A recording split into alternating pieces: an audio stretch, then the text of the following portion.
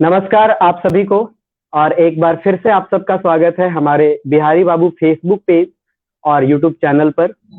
और आज हमारे साथ लाइव में जुड़े हैं एक बहुत ही खास मेहमान सौरभ अनुराज सर। सर बहुत बहुत स्वागत है आपका हमारे फेसबुक लाइव और यूट्यूब लाइव पर।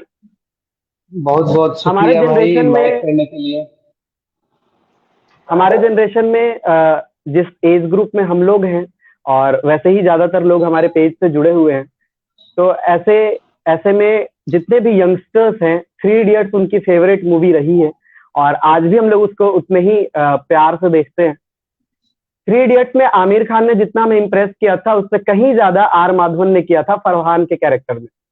और उसमें हम सब ने देखा था कि एक लड़का अपने पेरेंट्स के प्रेशर में इंजीनियरिंग कॉलेज में जाता है, लेकिन उसके दिमाग में, उसके दिल में हर समय फोटोग्राफी चल रहा होता है। फिर वो इंजीनियरिंग जैसे कंप्लीट करता है, वो वाइल्ड लाइफ फोटोग्राफर बन जाता है। तो हम सब के भी दिल में आता है कि ऐसा सच में हो सकता है क्या? फिर हम लोग खुद को समझाते हैं, नहीं ये सब फिल्म की बातें हैं, ऐसा सच में कभी हो ही नहीं सकता। लेकिन आज आप सबके सामने जो इंसान जुड़ा है, उसने सच में ऐसा किया है। वीआईटी बहुत ही पॉपुलर और बहुत ही बेस्ट इंजीनियरिंग कॉलेज है, वहां से इन्होंने ड्रॉप आउट लिया और अपने फोटोग्राफी के पैशन को फॉलो किया और आज पूरे इंडिया में इनकी पहचान है। इंडिया के टॉप 10 फोटोग्राफर में ये आते हैं, यूथ आइकन है। बिहार का हर युवा इनको अपना इंस्पिरेशन मानता है। सर शुरुआत यहीं से करेंगे हम। बातें तो बहुत सारी करनी है आपके साथ, लेकिन शुरुआत यहाँ से करेंगे। बचपन कहाँ बीता, पढ़ाई लिखाई कहाँ पर हुई और कैसे आपने मतलब ये इंजीनियरिंग से फोटोग्राफी तक का सफर, मुझे अच्छा से पता है बहुत मुश्किल भरा रहा होगा, क्योंकि बिहार जैसे टिपिकल स्टेट में जहाँ पे गवर्नमेंट जॉब को ही बेहतर जॉब माना जाता है, जहाँ पे इंजीनियरिंग और मेडिकल को ही सब कुछ माना जाता है, तो ये सफर सर कैसा रहा और स्ट्रगल कहाँ कहाँ पर आया और कैसे आपने पेरेंट्स को कन्विंस किया सर? सबसे पहले तो आप सभी लोग जो भी जुड़े हुए हैं सबको नमस्कार। और बहुत अच्छा लगा अनुराग भाई आपने इनवाइट किया इस चीज़ के लिए। और हम बहुत दिन से सोच भी रहे थे कि कहीं ऐसा लाइव वगैरह जाने के लिए फुर्सत नहीं मिल रहा था, लेकिन अनुराग भाई बोले कि आज जाना है तो चलो ठीक है आज जाते हैं। तो वैसे देखो भाई था क्या कि हमारा जो बचपन था ना वो मतलब पूरा शुरू से ही हम बिहार में ही रहे हैं, बचपन से ही हम बिहार में रहे हैं। मतलब मेरे पापा जो है वो कॉलेज में प्रोफेसर रहे हैं और उनका जॉब था नालंदा में ही। तो हम वहीं रहते थे, मेरा 10th जी। तक का पढ़ाई वगैरह सारा कुछ जो है वही वही वही हुआ था। उसके बाद हम 11th क्लास में हम पटना आए। होता नहीं है टिपिकल इंजीनियरिंग वगैरह जी। का तैयारी करो, आईआईटी वगैरह का तैयारी करो, भीड़ में घुसना है सबके साथ, तो वही चीज था। तो वही था पेरेंट्स का मतलब था कि, और मेरे मम्मी पापा दोनों ही है ना मतलब पीएचडी होल्डर्स हैं। तो उनका था कि जो भी जी। करना जी। है पढ़ाई में करो।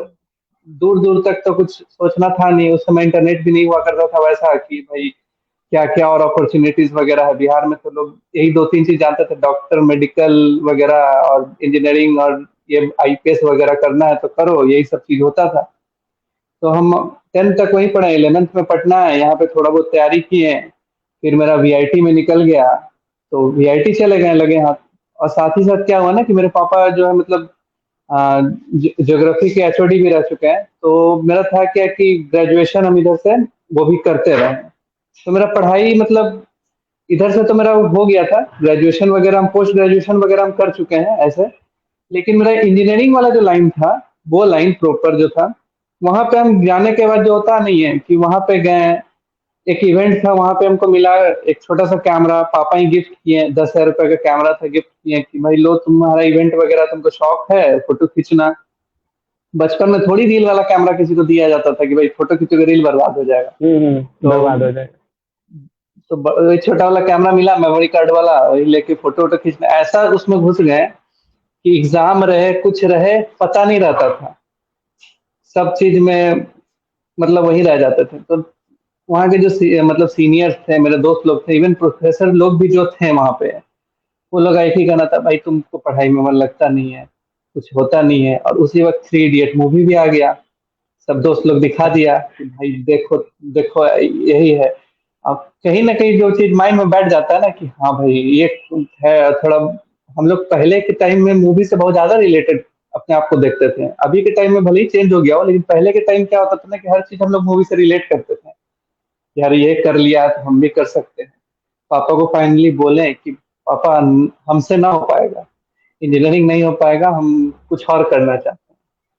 और होता नहीं जी है कि इंजीनियरिंग जाने के लिए पैसे वैसे खर्च वर्च ये सारा कुछ, भले ही आप कैसे भी कुछ भी हो लेकिन खर्च वर्च तो हो ही जाता है। तो हो गया, जबरदस्ती छोड़ के वापस आए। ऐसा हो गया सिचुएशन कि घर में मम्मी पापा दोनों ही 1 महीने तक बात नहीं की। अब घर में आप कितना दिन रहोगे, और आपके पास खुद तो पैसे है नहीं कि पैसे लेके आप चले जाओ कहीं बाहर, आराम से कोई फोटोग्राफी का कोर्स कर लो, हो जाएगा। सारा कुछ तो आप पेरेंट्स पे डिपेंडेंट रहते हो।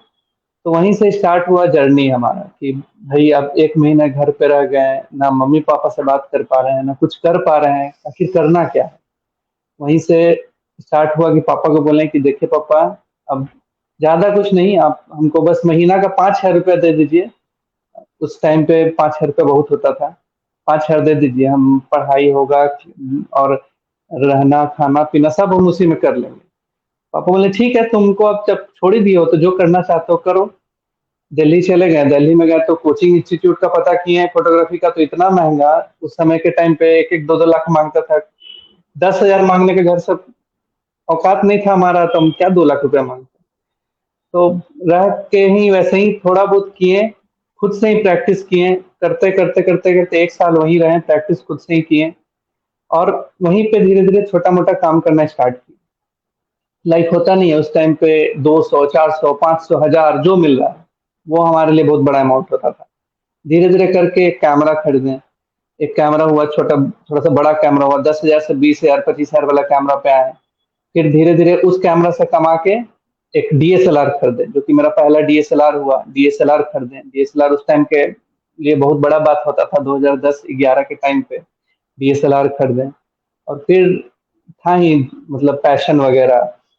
तो एक ही चीज था वहां पे रहे ना, तो हम एक ही चीज झेलें कि बिहार से लोगों को एकदम नहीं होता है कि अलग वहां पे सोचा जाता है कि भाई, हम जहाँ पे कहीं कहीं पे एडिटिंग वगैरह का थोड़ा बहुत सीखने आते थे, वहाँ पे एक ही चीज मजाक उड़ाता था, तुम लोग बिहारी लोग के पास फोटोग्राफी होता है, कुछ होता है, ये होता है वो होता है, कुछ नहीं।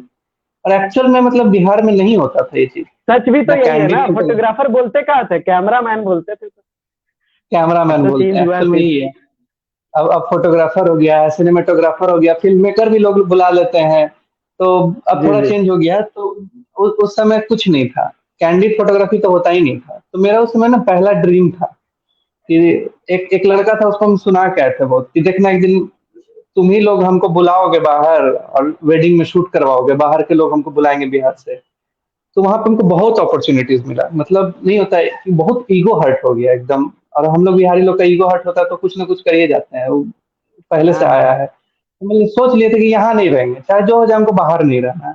बाहर पैसा बहुत है लेकिन सुकून जो होता है ना, कि सुकून नहीं है। आपको वहाँ के माहौल के हम्म। हिसाब से ढल जाना है। उनका गुणगान कीजिए, उनका नाम लीजिए। अगर वो लोग जो चीज पसंद है वो कीजिए, नहीं कीजिएगा तो फिर बोलेगा कि तो बिहारी, इसको कुछ नहीं आता। इस तरीके का हम नहीं रह सकते। हमको अपना मर्जी, हम अपने हिसाब से जीना चाहते हैं, जो भी रहे।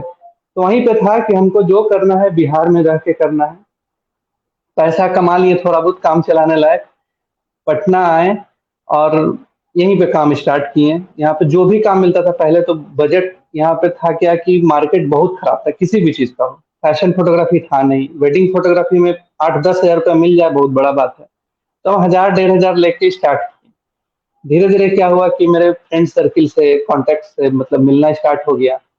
और दिल्ली में एक इंसिडेंट हुआ था मेरे साथ कि वहाँ पे हम जहाँ पे एडिटिंग वगैरह सीखने आते थे ना, तो वहाँ पे जन्नत 2 मूवी के प्रमोशन के लिए ईशा गुप्ता और इमरान हाशमी दोनों आया था। ठीक है। अच्छा। और किस्मत से ऐसा हुआ था कि वहाँ पे बहुत बड़े बड़े फोटोग्राफर्स थे, लेकिन हमारा खींचा हुआ फोटो दोनों अपलोड कर दिया उसमें। फेसबुक हुआ करता था, फेसबुक पे ही दोनों अपलोड कर दिया। और अच्छा। पिक क्रेडिट में लिख दिया सौरभ अनुराज। अब बताइए, उस समय का बात है, उस समय कोई हीरो हीरोइन होता था, हम लोग के लिए एक्टर बहुत बड़ी एक्ट्रेस नहीं बात होता था, थी। Hero heroine. हीरो हीरोइन होता था। अब हीरो हीरोइन आपका नाम लिख के अपलोड कर रहा है, तो कहाँ जाइएगा आप, आसमान पे चढ़ जाइएगा। बस वहीं से लग गया कि भाई जो कर रहे हैं अच्छा कर रहे हैं। पूरा जो आसपास का जितना भी बोलने वाला था सबका मुंह तो बन गया था। तो वहीं से लग गया भाई कर लेना है। अब जो भी है अच्छा रास्ता पे है, कॉन्फिडेंस सही आ हो गया। रहा है। एकदम आ गया, पूरा कॉन्फिडेंस आ गया कि भाई इतना लोगों का फोटो खिंचाया, हम हमको काहे मेरा फोटो वो अपलोड की। उस समय डीएसएलआर नहीं हुआ करता था, उस टाइम की बात है ये। डीएसएलआर तो इसके बाद में लिए। फिर लिए, पैसा कमाए, पटना आए। पटना आने के बाद जो हुआ यहाँ पे, एक सबसे अच्छा चीज हुआ ना कि बिहार जो है ना हमको इसीलिए तो पसंद है। मतलब इसका रीजन है यहाँ के लोग ने इतना सपोर्ट किए कि हमको लगा ही नहीं कभी भी, कि आज भी यही चीज लगता है कि भाई हम यहाँ पे रहते हैं ना, तो एक अलग टाइप का अपनापन रहता है, अलग अपनापन ही रहता है। सपोर्ट किए, हम धीरे धीरे आगे बढ़े। पहले 1,500 से स्टार्ट करते थे, एक दिन का हम 1,500 रुपये लेते थे, धीरे धीरे चलते चलते वो 1 लाख पहुंच गए। तो ये जो जर्नी था ना यहाँ से ही ऊपर जाने का, तो ये हमको पूरा चीज हमको बिहार में ही मिला। और यहाँ का जो सपोर्ट था और यहाँ के जो लोग, जो भी सारा कुछ जो भी हुआ, मतलब हमको इसी की वजह से मिला। बीच में तो बहुत कुछ है, जर्नी में बहुत कुछ झेलना पड़ता है, करना पड़ता है, स्ट्रगल है, ये है वो है, तो वो सब पार्ट खैर अलग चीज है, उस सब के बारे में बात ही क्या करना है। अब मेहनत बस करते रहिए, आगे अपने आप पहुंच जाइएगा, बस यही रहता है। और एक टाइम ऐसा भी आया कि इंडिया के टॉप 20 टॉप 10 सब फोटोग्राफी में times man of the year का भी अवार्ड मिल गया। पंकज त्रिपाठी भैया से अवार्ड मिलना हमारे लिए बहुत बहुत बड़ी बात थी। वो हम उस समय गए थे स्टेज पे, तो पंकज भैया को भी एक ही बात बोले थे कि उस समय मिर्जापुर आया था, तो एक ही बात बोले थे उनको कि हमको आज स्पेशल फील हो रहा है। तो बोले स्पेशल क्या फील हो रहा है, सबको स्पेशल फील हो रहा होगा, लेकिन हमको कुछ ज्यादा स्पेशल फील हो रहा है। तो बोले ऐसा क्या है, बोले कि सबको आपसे कट्टा लेने आता था, हम अवार्ड लेते आए हैं, तो मेरा ये स्पेशल फील है। तो ये मेरे लिए बहुत बड़ा चीज था। तो ये सब जो रहा है ना लाइफ का एक्सपीरियंस, वो मतलब सबसे अलग रहा है। तो यही था बेसिकली सारा कुछ। और बाद बाकी जो भी चीज है वो तो खैर चल ही रहा है अभी सारा कुछ। बच्चे जो हमारे स्कूल गोइंग हैं, कॉलेज गोइंग जो स्टूडेंट्स हैं, उनके लिए ये बहुत बड़ा प्रॉब्लम है। आप खुद सोचिए, आप एक प्रिंसिपल के बेटा हैं, ठीक है, प्रिंसिपल लोग का एक अपना अपना होता है वो, और उनका बेटा कैमरामैन बनने से, उस टाइम तो आप कैमरामैन ही बन रहे थे, तो हाँ, ये कितना मुश्किल, काफी मुश्किल रहा होगा। मतलब आप कैसे कन्विंस कैसे कर पाए? और आपकी मम्मी भी पीएचडी होल्डर थी, और मैंने कहीं पढ़ा वो चाहते थे कि आप आईएएस ऑफिसर बने, तो सीधा आईएएस ऑफिसर से कैमरामैन। ये मतलब आज आप जो है वो अलग चीज है, उस पर अलग से बात करेंगे, लेकिन उस टाइम पे तो कन्विंस करना काफी मुश्किल रहा होगा। होता क्या है ना कि वो लोग भी एक ही चीज चाहते हैं कि मेरा बाल बच्चा जहाँ रहे खुश रहे, ठीक है। उनको फ्यूचर नहीं पता है ना हमको फ्यूचर पता है। उनको तो एक ही चीज लगता है कि ये लोग जो करेगा कल को चल के कुछ गलत ना कर ले, अपना लाइफ बर्बाद ना कर ले। और ऐसा था कि हम अपने मम्मी पापा के इकलौते हैं, ना कोई भाई है अपना, ना बहन है, ठीक है। और पापा का मतलब होता नहीं कि काफी ज्यादा अपने शहर में रेपुटेशन वगैरह से लेके सारा कुछ है, तो उनको सबसे ज्यादा ये लगता था कि क्या बोलेगा सब कि मेरा इनका बेटा कैमरामैन है वगैरह वगैरह। तो उसको लेके बहुत हुआ। और जब हम बोले थे पापा को कि हमसे नहीं हो पाएगा, जब आए वो बात नहीं करते थे हमसे, मतलब एक एक महीना बात नहीं करना, समझ सकते हैं कि घर में रह के कोई कैसा फील करेगा। मतलब नहीं होता है कि हमको बचपन से बहुत लाड़ प्यार से रखा गया, और उस टाइम पे जी ऐसा जी। मतलब अलग ही फील होता था कि करे क्या करें। तो ना दोस्त से मिल पाते थे किसी से, ना बात कर पाते थे, ना कुछ समझ में ही नहीं आ रहा था। तो धीरे धीरे क्या हुआ ना कि मेरे कुछ जो रिलेटिव्स वगैरह जो हैं, जो थोड़ा बहुत समझ रहे थे हमको, वही समझाए पेरेंट्स को कि अब ऐसे रहने से तो कोई फायदा है नहीं, इसको करने दीजिए जो कर रहा है, धीरे धीरे अपना करेगा। और उनका भी यही था कि भाई जो भी है, मतलब उनको तो नहीं पता था ना कि फोटोग्राफी में भी कैरियर हो सकता है या कुछ हो सकता है, उनको तो खुद भी नहीं पता था ये बात। और उनको क्या हम्म। पता था कि हम उनको दिखाते थे कि देखिए नेट जियो है, नेशनल ज्योग्राफिक वगैरह में आप देखते हैं, हम लोग देखते थे घर में, डिस्कवरी देखते थे, तो बोले कि इसमें फोटोग्राफर्स लोग को बहुत सैलरी मिलता है, ये मिलता है वो मिलता है। तो उन लोग ये चीज नहीं था, उन लोग बस एक ही पता था कि शादी में जाता है, फोटो लेता है डीएसएलआर लेके, बस वही काम होता है, उनको यही लगता था। तो कन्विंस करना तो बहुत मुश्किल था। और दिल्ली में हमको ये ऑफर मिला भी है, नेट जियो से, डब्ल्यू से, दोनों से ऑफर मिला था जब हम जॉब करते थे, लेकिन वही टारगेट था मेरा कि हमको यहाँ रह के काम नहीं करना है। बात यही था, हमको हम्म। जो भी करना है बिहार रह के ही करना है। तो इसीलिए हमको बाहर निकलना भी मतलब सारा कुछ करना था। कन्विंस तो बहुत मुश्किल से हुआ, बातचीत तो नहीं होता था। जो असलियत में देखा जाए तो हम लोग का बातचीत वगैरह जो स्टार्ट हुआ, धीरे धीरे न्यूज आर्टिकल्स आना स्टार्ट हुआ। एंड जिस दिन मेरा फर्स्ट दूरदर्शन पे लाइव इंटरव्यू आया था, 2014 का बात है शायद, 14, हाँ 14 का ही बात है। 2014 में जी। दूरदर्शन पे मेरा लाइव इंटरव्यू आया था, सुबह को आता था उनका बिहार करके कुछ, दर्पण करके कुछ उनका शो आता था, मॉर्निंग में 8 बजे से 9 बजे तक का एक शो था। उसमें पापा जब बैठ के लाइव मेरा इंटरव्यू देख रहे थे, और मेरा पहला ऐसा कुछ लाइव इंटरव्यू था कि मतलब जिसमें हम बात किए, तो हम उन उसमें भी थोड़ा बहुत ये सब चीज बोले। तो उस दिन मम्मी पापा सब देखें, और नहीं होता कि उस टाइम पे बहुत सारे मेरे फ्रेंड्स और फैमिली रिलेटिव्स वगैरह लाइव हमको देखें उस चीज को। तो उसके बाद पूरे घर में फोन आना स्टार्ट हो गया वगैरह वगैरह, ये वो दिस दैट। तो उस दिन से पापा को ऐसा कुछ फील हुआ कि मतलब चलो ये कहीं ना कहीं कुछ कर रहा है। उस दिन पापा को ये फील हुआ कि नहीं यार, टीवी वगैरह पे लाइव इंटरव्यू दे रहा है, ऐसा कुछ है, इतने इतने लोग हमको बोल रहे हैं, फोन कर रहे हैं। तब उनको लगा कि मतलब ये अपना सही काम कर रहा है। और जब हम 21 साल के एज में थे, तभी हम मतलब घर से पैसा वैसा लेना सारा कुछ बंद कर दिए थे। तभी से हम खुद से ही कमाते थे, जो भी खुद से ही रहते थे, करना होता था सारा कुछ। मेरा आज भी जो भी कुछ किया हुआ है, प्राउडली हम बोलते हैं इस चीज में कि मतलब मेरे पापा का दिया हुआ एक छोटा सा कैमरा था, और उस कैमरा से ही हम अपना सारा कुछ स्टार्ट किए हैं। और एक्चुअल में तो वही चीज है, वेरी गुड। मतलब जो भी चीज है वही चीज है। अपने पेरेंट्स का दिया हुआ वो छोटा सा ही चीज है, और हम इस चीज के लिए हमेशा थैंक्स बोलेंगे उनको कि वो सपोर्ट नहीं किए ना, तो वो कहीं ना कहीं मेरे लिए बहुत ज्यादा मतलब ये था, अच्छा हुआ। अगर हम इजिली इस जगह पे आते ना, तो कभी हमको लाइफ में स्ट्रगल का मतलब मेहनत करना कुछ नहीं पता चल पाता। आज लाइफ में जब नेगेटिव पॉइंट्स बेस्ट आता है, जैसे वर्जन नहीं निकल कोविड, पे आता। हाँ वही कोविड आया या जो भी आया, तो हर किसी का बिजनेस डाउन हुआ है। तो एक ही चीज आज भी लगता है कि भाई वो जो स्ट्रगल है ना, वो तो झेल दिया, तो ये क्या चीज है, तो कुछ नहीं है, यही फील होता है। तो हम्म। ये बहुत इंपॉर्टेंट चीज है, हर किसी को लाइफ में ना स्ट्रगल करके ऊपर बढ़ना चाहिए। अचानक से जो मिल गया ना कि हाँ मिल गए, तो उतना ही मुश्किल होता है वो चीज करना सारा। तो यही किस चीज हो एज में जाता है। लगा आपको, किस क्लास में आप थे तो आपको लगा कि फोटोग्राफी ही है जिसमें आप पूरा लाइफ अपना स्पेंड करना चाहते हैं? कब पता चला? वो तो हमको वीआईटी जाने के बाद ही पता चला था कि भाई करना है। उसके पहले तो हमको रील इंजीनियरिंग वाला कॉलेज कैमरा में? मिलता नहीं था। हाँ, वीआईटी जाने के बाद वहाँ पे फोटो वोटो खींचे हैं। वहाँ पे भी वही था, बहुत सारा डीएसएलआर वाला था वहाँ पे। तो बहुत एक से एक करोड़पति बाप के बेटे लोग आते थे, उनको उस समय डीएसएलआर हुआ करता था। हम तो डरते रहते थे कि ये लोग क्या बड़ा बड़ा कैमरा लेके, उस टाइम पे 2009-10 का बात है, तो डरते थे हम। और सडन क्या हुआ था कि उस समय हमको बेस्ट फोटोग्राफर का वहाँ ये मिल गया। और ऊपर से उसमें फेसबुक होता था, फेसबुक पे छोटा सा ही चीज था हम लोग को। सोशल मीडिया उस समय नया नया था, और सोशल मीडिया पे लोगों को 10 लाइक 15 लाइक मिल जाता था ना, तो वो लोग बोलते थे कि मेरे स्टेटस में 15 लाइक आया है, मेरे फोटो पे 15 लाइक आया है, कॉलेज में पूरा। और उसमें हमारे उस एल्बम पे, जो वीआईटी का मैं एक एल्बम बनाया था, उस पर मेरा 500 लाइक पहुंच गया था। पूरे कॉलेज में अच्छा। लग गया था कि एक लड़का का एल्बम है जो 500 लाइक पहुंच गया है। मतलब बहुत बड़ा अचीवमेंट हुआ करता था उस समय।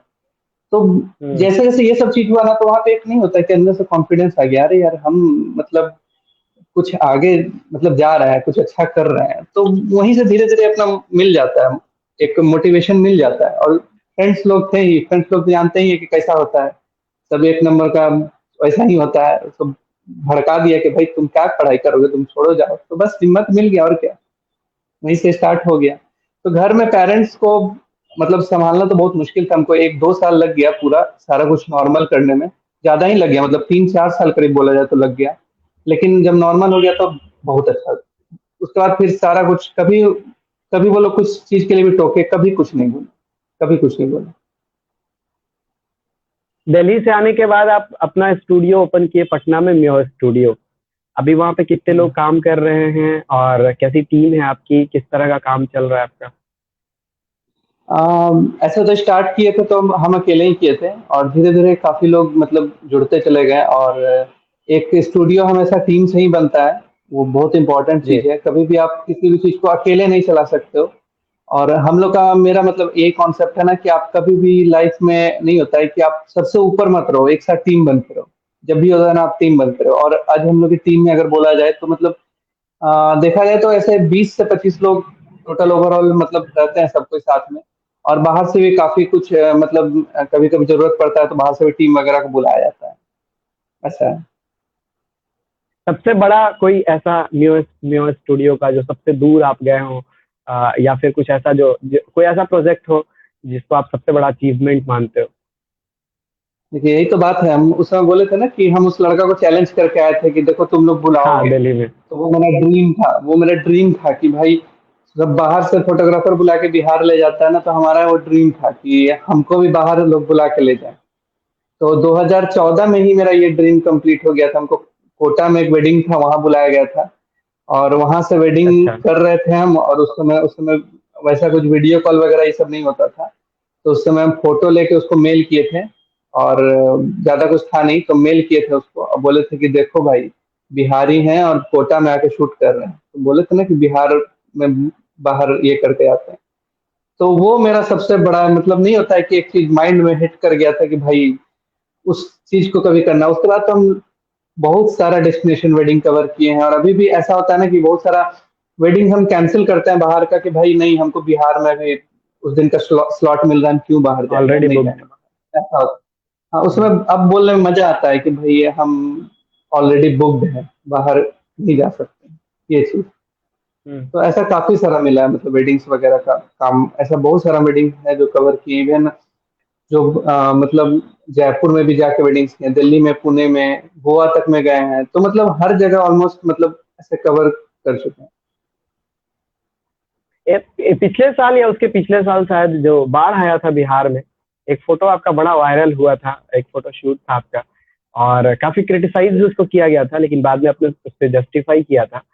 तो ये भी क्लेरिफाई करना जरूरी है। और वो फोटो मतलब मुझे लगता है इंडिया के सारे न्यूज पेपर्स में आ चुका था, न्यूज चैनल्स पे आ चुका था, और सोशल मीडिया तो भरा हुआ था उस फोटो से। तो देखिए ऐसा है ना कि वो सिर्फ इंडिया में ही नहीं था, हम बताते हैं। वो फोटो बीबीसी से लेके गल्फ न्यूज, दुबई से लेके मतलब यूएस तक के इसमें आ चुका था, हम्म। मीडिया में आ चुका था। और ऐसा था कि मेरा पहला मोटो जो था उस शूट को लेके, सबसे पहले तो हम यही बताएंगे कि बिहार में फ्लड जो आया था वो लगभग 29 तारीख से स्टार्ट हुआ था। ये 29 सितंबर के अराउंड में हम्म। स्टार्ट हुआ था, 28 से 29 सितंबर को। और हम जो शूट किए हम्म। थे वो 27 सितंबर को शूट किए थे, ठीक है। अच्छा। और 27 सितंबर को जो हम शूट किए थे उसमें हम यही लिखे थे कि flood like situation in Patna. अभी भी आप उसका कैप्शन देखोगे तो flood like situation in Patna, mermaid in disaster. Flood like caption उसका था, मरमेड इन डिजास्टर और flood like situation in Patna. अगर हमको उसी दिन पता होता अच्छा। कि फ्लड है तो भाई फ्लड, हम फ्लड ही लिखते हैं हम डायरेक्ट, फ्लड लाइक हम्म। लिखने का क्या जरूरत है।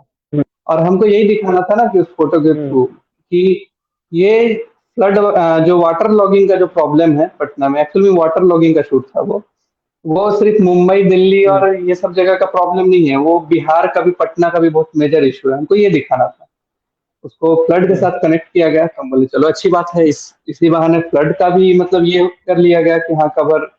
और लेकिन ये नहीं पता था ना कि लोग मतलब इस चीज को, इसको इस तरीके से लेंगे। देखिए हम एक फोटोग्राफर हैं, वो एक मॉडल है, और दोनों का एक ही नजरिया होता है कि हम लोग अपना काम करें।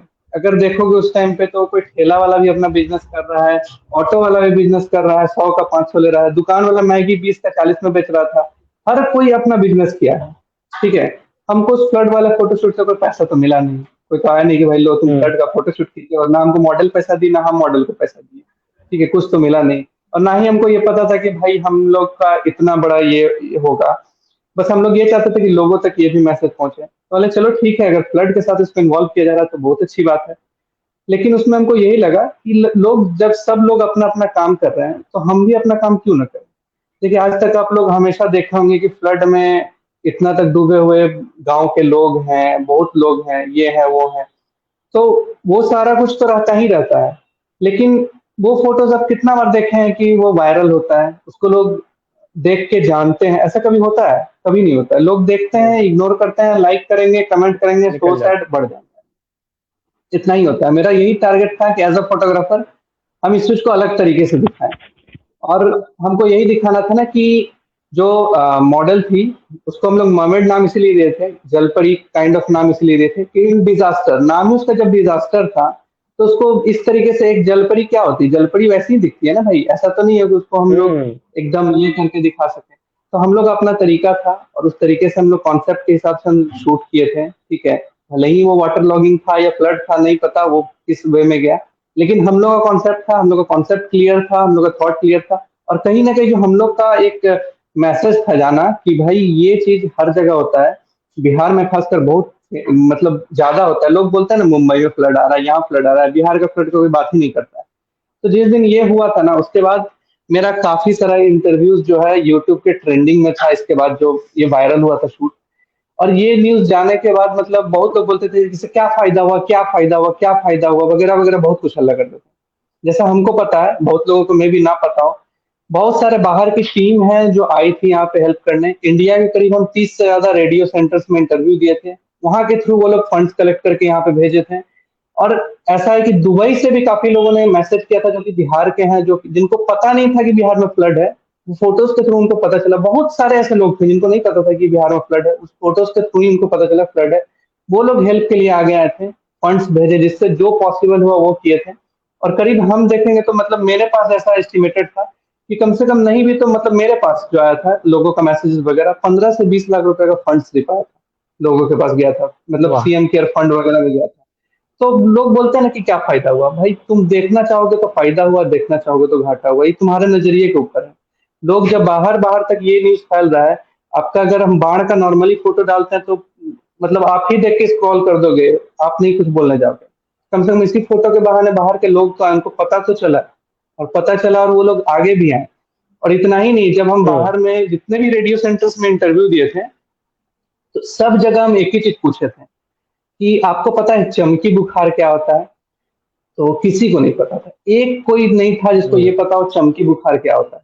और उस अभी के कुछ साल पहले तक मतलब बिहार में मुजफ्फरपुर साइड में चमकी बुखार से बहुत बच्चों का मुजफ्फरपुर डेथ में तो। होता है। तो ये आज तक किसी को नहीं पता है, बोले कि सिर्फ इसीलिए क्योंकि इस चीज को कभी भी किसी भी वे में आप लोगों के सामने नहीं लाया गया। और ये बहुत बड़ा चीज है। हम्म। ठीक है, बस यही चीज होता है कि होता बहुत कुछ है लेकिन आप लोगों तक बहुत कुछ पहुंचता नहीं है, आप बहुत चीज लोगों तक नहीं पहुंचाते हो। बात बस यही है, हमारा बस हम्म। तरीका अलग था, भले ही उस तरीके से आपके पास पहुंच रहा हो, आप हेल्प के लिए आगे आ रहे हैं, यही मेरे लिए बहुत बड़ा चीज है। मेरा वही कॉन्सेप्ट था, और हम उस चीज को लेकर आज भी आपका लोग बहुत था लोग हाईलाइट करने का और वो हाईलाइट हुआ। बस मेरा यही था कि भाई चलो जो भी चीज है हाईलाइट हो, बस और कुछ नहीं चाहिए। और मेरा हो गया, बस हम उससे खुश हैं। आज बहुत लोग बोलते हैं कि आपको क्या लगता है वो करना सही था गलत? हमने 110% सही था, हम किए हैं जो अच्छा किए हैं। और इनकेस अगर दूसरे तरीके से, इनकेस अगर कभी ना जरूरत पड़े, वो ज्यादा अच्छा है, कभी भी ऐसा कुछ करने का वो ज्यादा अच्छा चीज है। लेकिन अगर जरूरत पड़ा तो हम जरूर कुछ ऐसा करेंगे जिससे फिर से बिहार में होने वाला कोई भी प्रॉब्लम वर्ल्ड वाइड इस चीज को फैले। तो ये हम इस चीज में कभी पीछे नहीं रहे।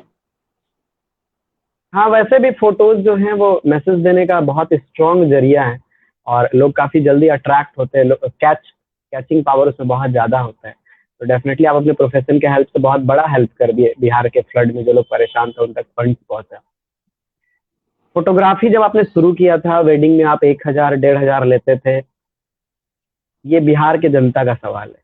आज लोगों का कहना है कि बहुत महंगा है फोटोग्राफी आपका, मतलब देखिए सबसे महंगा। महंगा देखिए महंगा एक्चुअली कुछ नहीं होता है। एक्चुअली क्या होता है ना कि आप अपने अकॉर्डिंग एक प्राइस डिसाइड करते हो।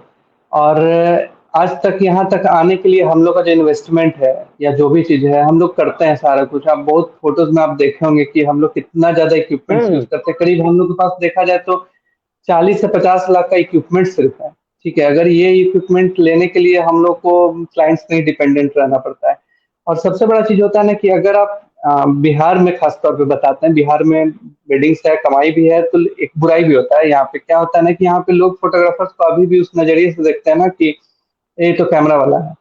कोई आगे आगे आप घुस जाइएगा आपको गलिया देगा, फिर आप घुस गए आपको पीछे से खींच लेगा, ये कर लेगा। तो ये सब चीज बिहार में होता रहता है।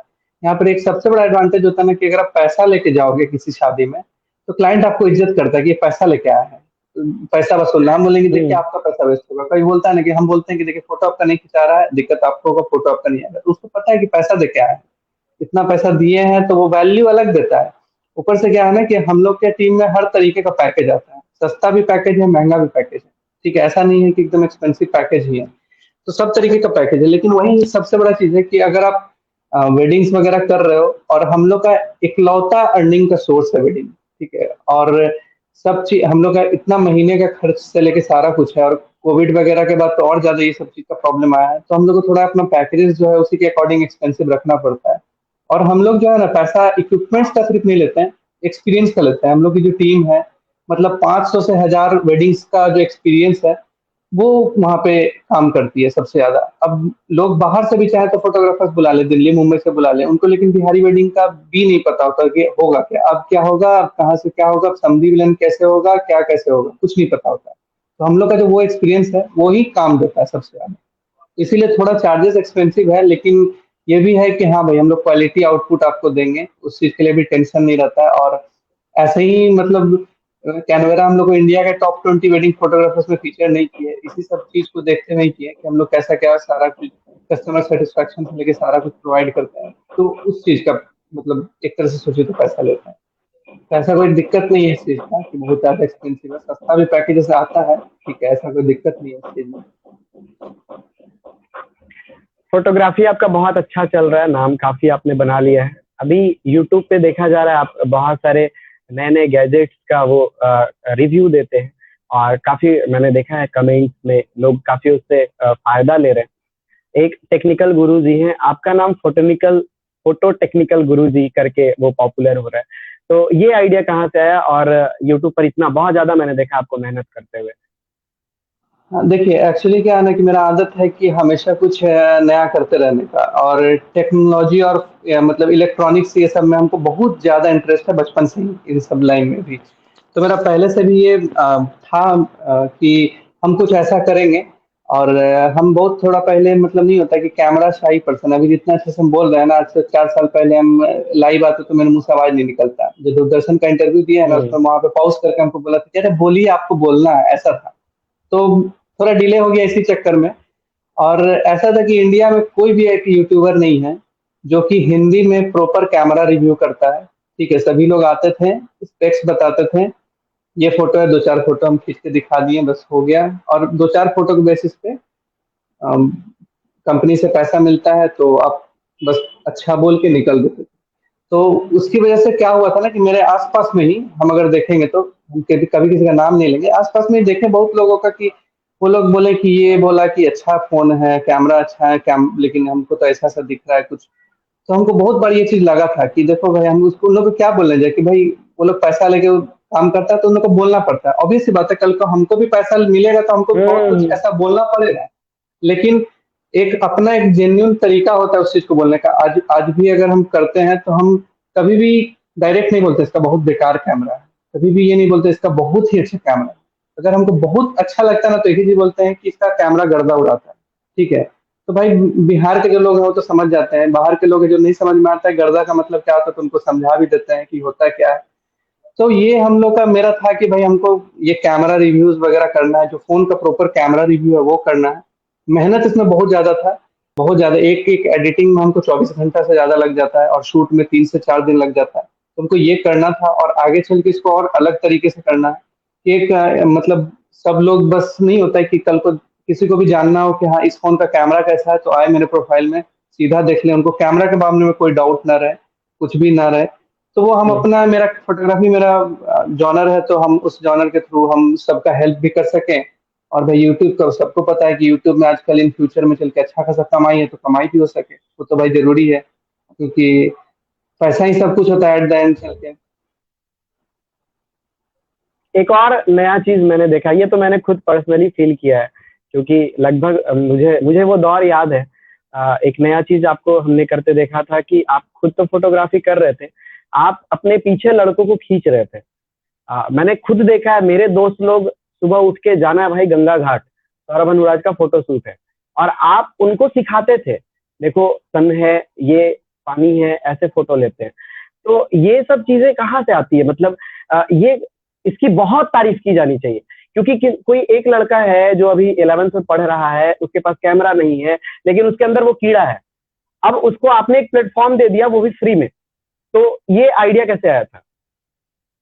फोटो वॉक्स जो होता है ना, बेसिकली बाहर बहुत चलता था फोटो वॉक वगैरह। लोग उसमें आते थे, साथ में सीखते थे। क्या होता है ना कि आप अगर फोटोग्राफी करने जाओगे, अकेले स्ट्रीट पे चले जाओगे, फोटो खींचने लगोगे, 10 आदमी घूरने लगेगा, ऐसे ही शर्मा के आप आ जाओगे वापस। ठीक है, तो हम बाहर में देखे थे ये चीज कि फोटो वॉक्स वगैरह होता था, तो हम यही चीज सोचे कि यहाँ भी ये चीज करवाया जाए, लोगों को हेल्प होगा मतलब सीखने के लिए। और एक कम्युनिटी टाइप का बनेगा, लोग आपस में एक दूसरे से मिलेंगे, जानेंगे एक फोटोग्राफर।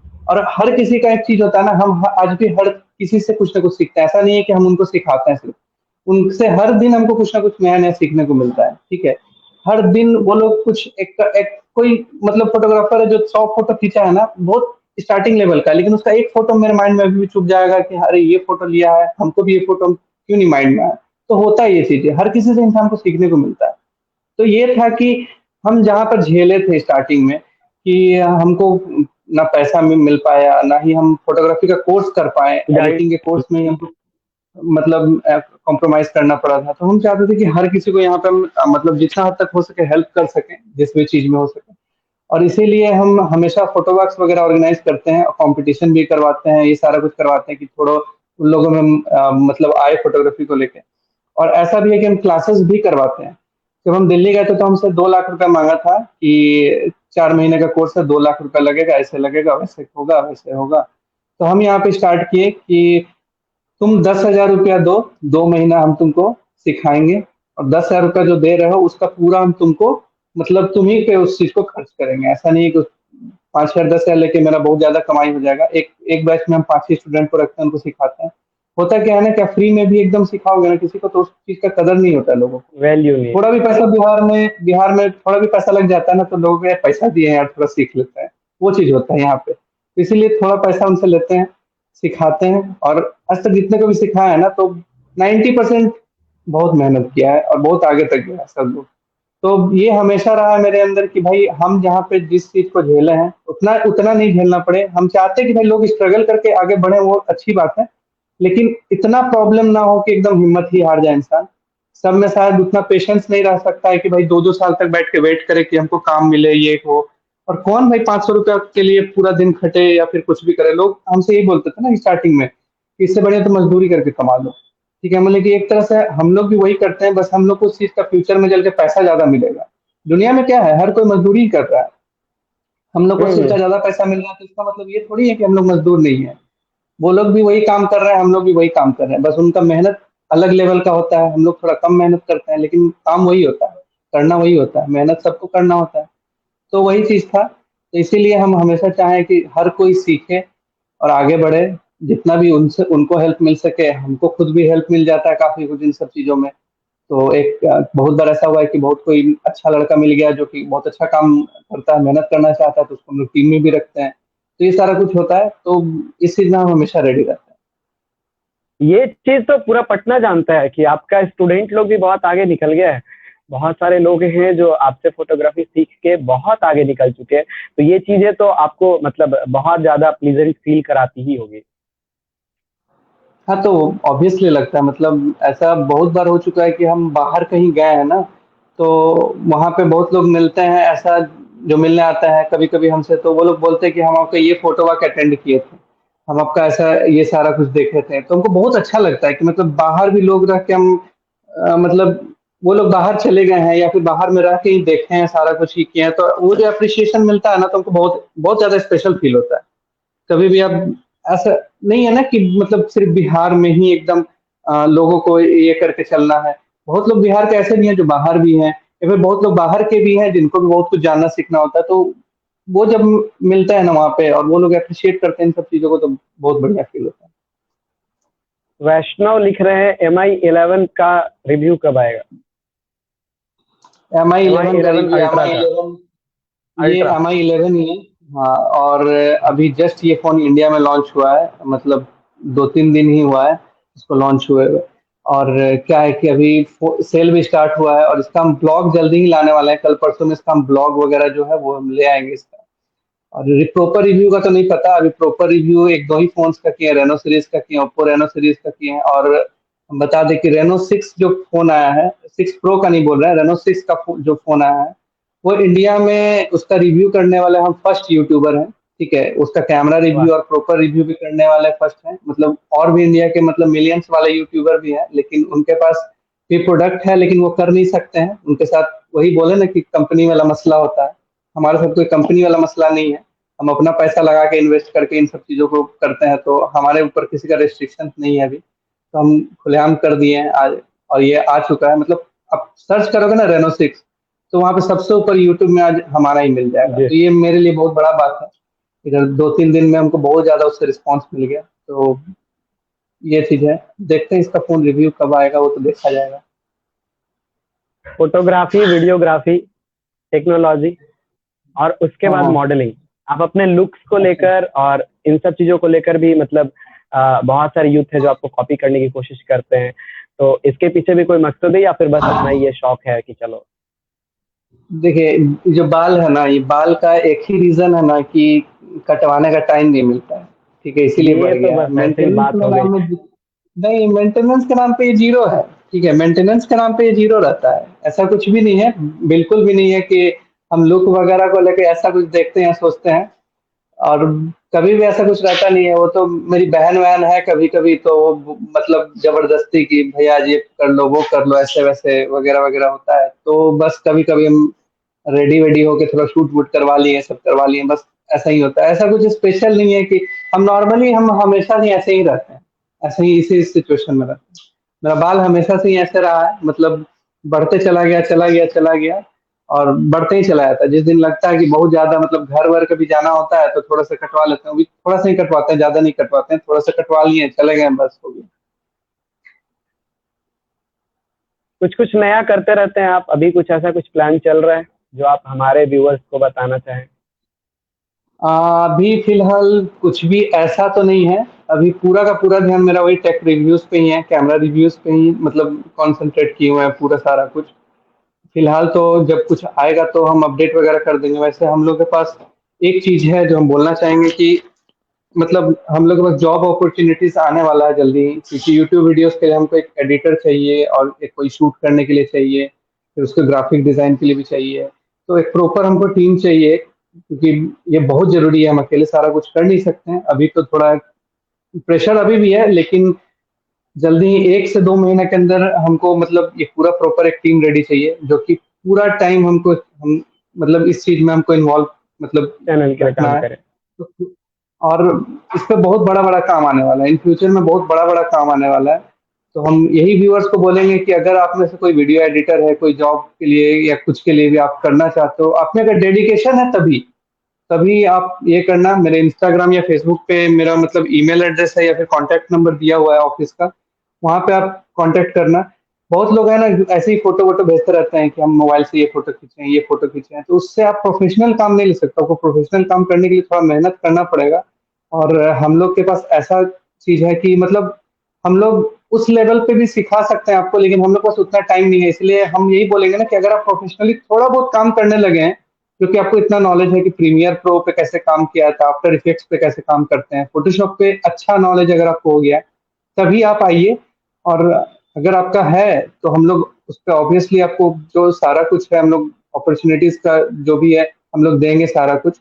और अभी ऐसे भी कोविड के बाद काफी ज्यादा इन सब चीजों का क्राइसिस बढ़ा है सारा चीज में, तो इसी चलते हम यही रुके हुए हैं कुछ दिन, 1 महीना के अंदर में ही मतलब ये सारा कुछ स्टार्ट करेंगे। तो अगर आपको कोई जॉब वगैरह इस तरीके का चाहिए, आप करना चाहते हैं और आपको लगता है कि आप कर लेंगे, तो आप डेफिनेटली आइए इस चीज के लिए। बिहार में प्रॉपर फोटोग्राफी का जो डेफिनेशन है वो आपने चेंज किया है। कैमरामैन से लेकर फोटोग्राफर तक का जर्नी काफी काफी मतलब बहुत बड़ा जर्नी आपने तय किया है काफी कम टाइम में। और इसी वजह से अब बहुत सारे लोग आ भी रहे हैं, फोटोग्राफी को पैशन जिनका भी है वो उसको प्रोफेशन बना रहे हैं आपसे इंस्पायर होके। मेरे ख्याल से जस्ट वो आपका प्री वेडिंग जो फोटो शूट होता है, post wedding wedding photo shoot होता है, आपके पहले मुझे नहीं पता कि ऐसा कोई कॉन्सेप्ट था भी बिहार में, लेकिन अभी लोग करवा रहे हैं।